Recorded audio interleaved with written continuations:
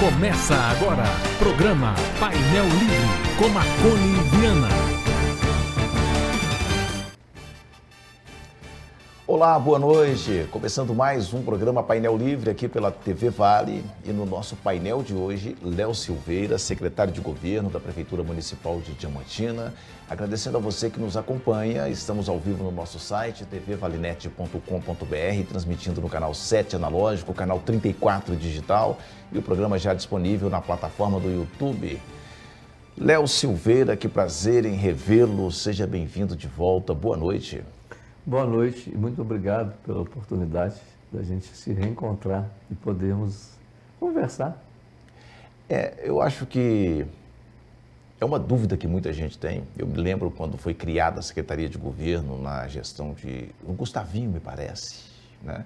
E falavam que era uma super secretaria, era uma secretaria com a Casa Civil do município. O que é a Secretaria de Governo? O que faz a Secretaria de Governo?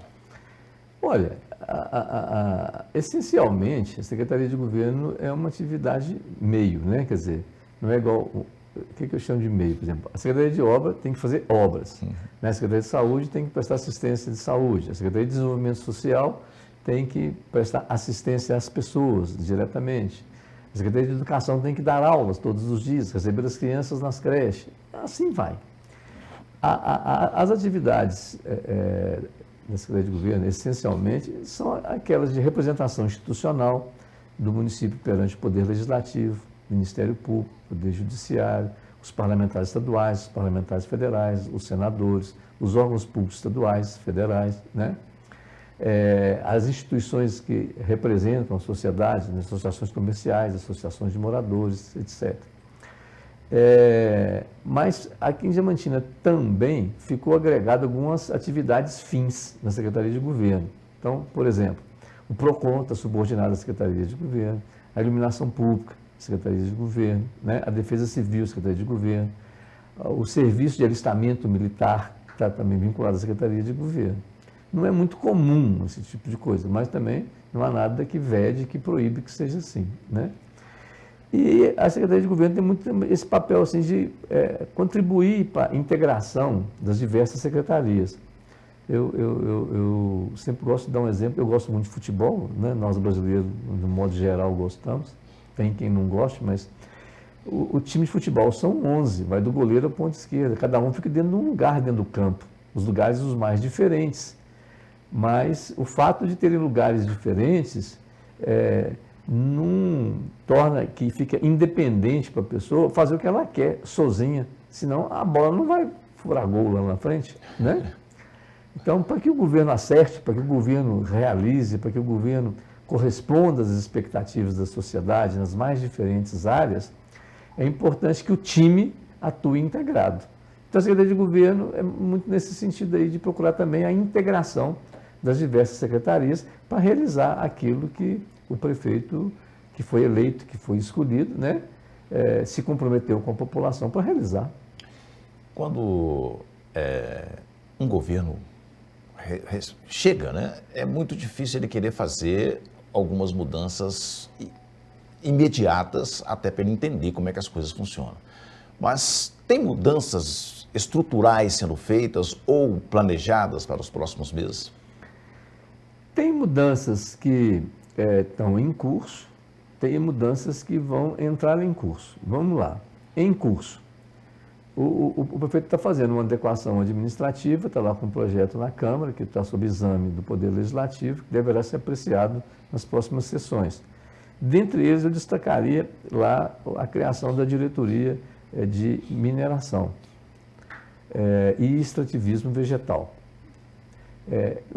O município tem, nessas duas atividades econômicas, muitas pessoas envolvidas, muitas atividades envolvidas e que são relevantes para essas pessoas e para a nossa economia.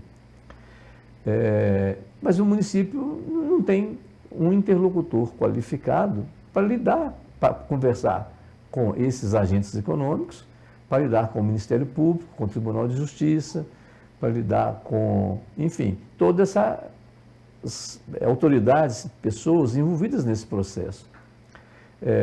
Então, é muito importante isso. Outra que tem em curso é lá a questão da diretoria da mulher. A questão da mulher em Diamantina, há muitas mulheres que são protagonistas aí, como a promotora, a doutora Luciana, a doutora Kíria, delegada da mulher, que chamam a atenção que a violência doméstica contra a mulher é muito expressiva. Então, que justifique que se tenha uma atividade nessa área social protetiva, né, à mulher. Então, está lá sendo apresentado lá esse projeto, vamos ver como é que a Câmara manifesta.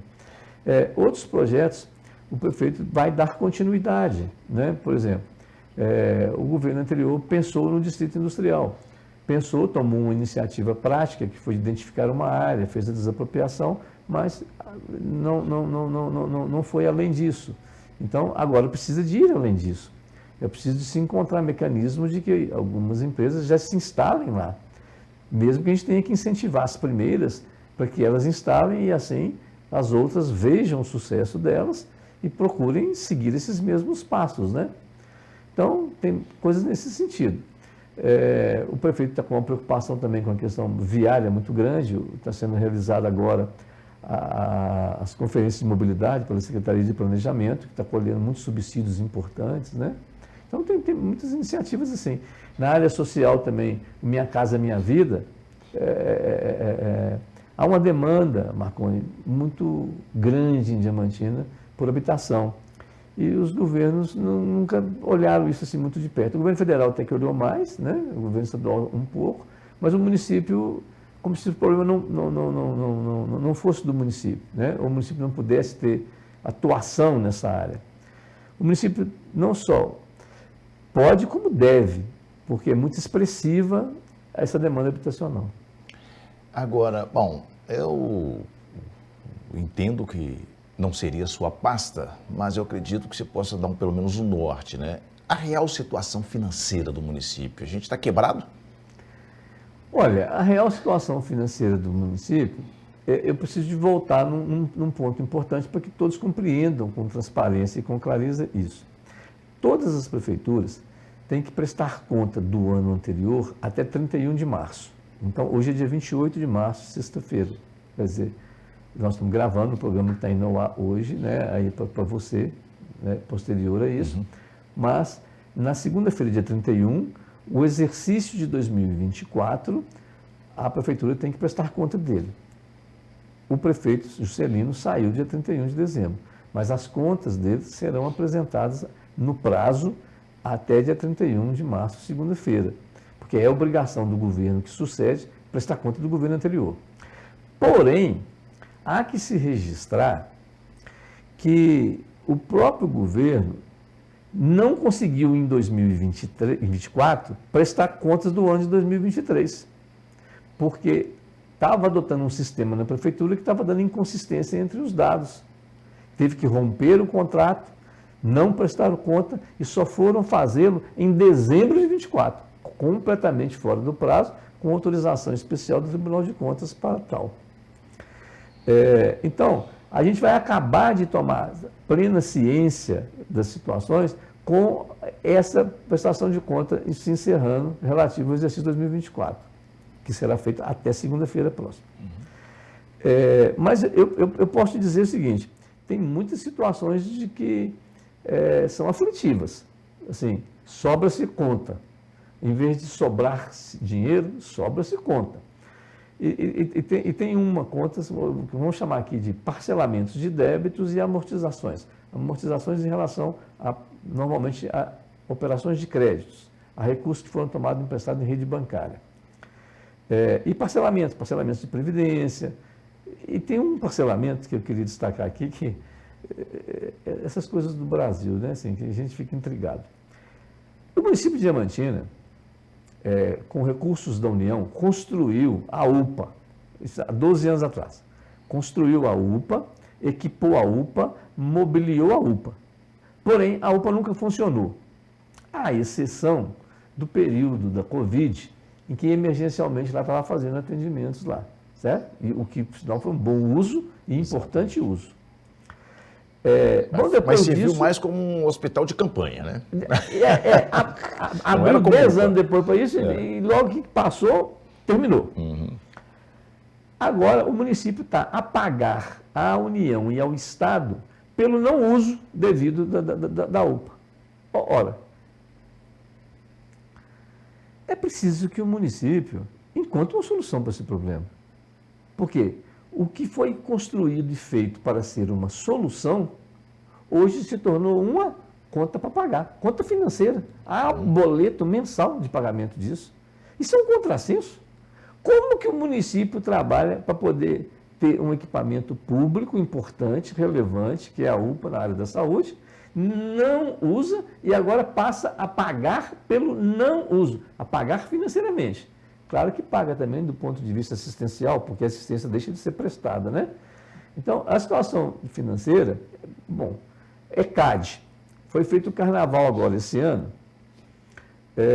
e aí quando se anunciou a propaganda do carnaval, apareceu às portas da prefeitura o senhor representante do ECAD a dizer que a prefeitura devia, e fez comprovação de vários e-mails, de várias notificações, de vários boletos que foram enviados de anos anteriores, em que o ECAD deveria ter sido recolhido e não o foram.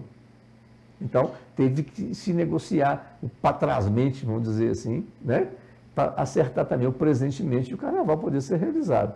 Então, há várias situações assim que são de dificuldades na área financeira, né?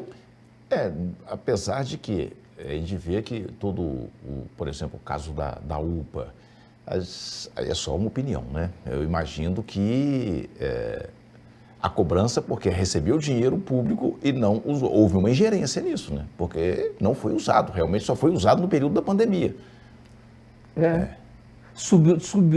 O município subutiliza, inclusive no presente, né? Um espaço público relevante e importante. O prefeito, Paquito, ele determinou à doutora Jaqueline, a secretária de Saúde, que encontre o mais rapidamente possível a melhor solução para o uso desse prédio público, da UPA. Porque há aí um certo vazio assistencial que a UPA pode preencher e pode ajudar. E eu acompanho a política há muitas décadas em Diamantina e há muito tempo eu não via um prefeito com tanta representatividade quanto o Paquito, representatividade política, e com portas abertas, com acesso ao governo estadual, federal, Câmara. Pode ser um fator que pode ajudar, inclusive, sei lá, a negociar essa dívida, perdão de dívida, não sei como seria. Marconi, você toca num ponto que eu reputo ele como muito relevante, sabe? Há uma queixa, primeiro, vamos começar mais a nível local e regional, muito grande de que a prefeitura estava muito surda a ouvir, assim, as instituições, as pessoas, certo? Os outros municípios, os outros prefeitos queixam da falta de solidariedade de Diamantina para com as questões que são mais regionais, não são só locais, não são só municipais. E há muitos problemas que nós temos que são comuns aos outros municípios e que só consorciadamente a gente pode resolvê-los. Há um exemplo bem sucedido, o CISAG. Mas esse esforço que tem em relação ao CISAG bem sucedido precisa de existir também com outras áreas, inclusive na própria saúde, para poder qualificar mais a nossa assistência, a nossa prestação de serviço. Então, o prefeito, inclusive, hoje, 15 horas, vai reunir com 30 prefeitos que ele convidou, exatamente para começar a solidificar essa parceria regional. Ela é essencial, ela é importante, ela é necessária. Então, é preciso que Diamantina se abra para os vizinhos, para a região. É preciso que o prefeito compreenda também, e isso o prefeito Paquito tem feito de maneira assim, muito acertada, que ele não consegue governar se ele não relacionar, como você disse, com o governo do Estado, com o governo federal, com secretários de Estado, com ministros, com presidentes de estatais. Não tem como. Tem muitos problemas que nós temos aqui em Diamantina e que a solução não está em Diamantina. Em Diamantina está o problema. A solução está fora de Diamantina. E se o prefeito, então, não se movimenta, não se articula, não vai atrás, a solução não virá. Então, é muito importante que o prefeito tenha um tempo da agenda dele reservada para que ele busque o que falta em Diamantino. Recursos financeiros, apoios institucionais, solidariedade dos governos estadual e federal, né? Assim vai. Então, de fato, eu acho que isso é uma novidade, e é uma novidade positiva, promissora, e que nos traz esperança de bons resultados. Léo, eu quero abordar um assunto muito delicado, mas muito caro, que é a questão fundiária, especificamente a ocupação Vitória, ou acampamento Vitória, como está sendo chamado, né?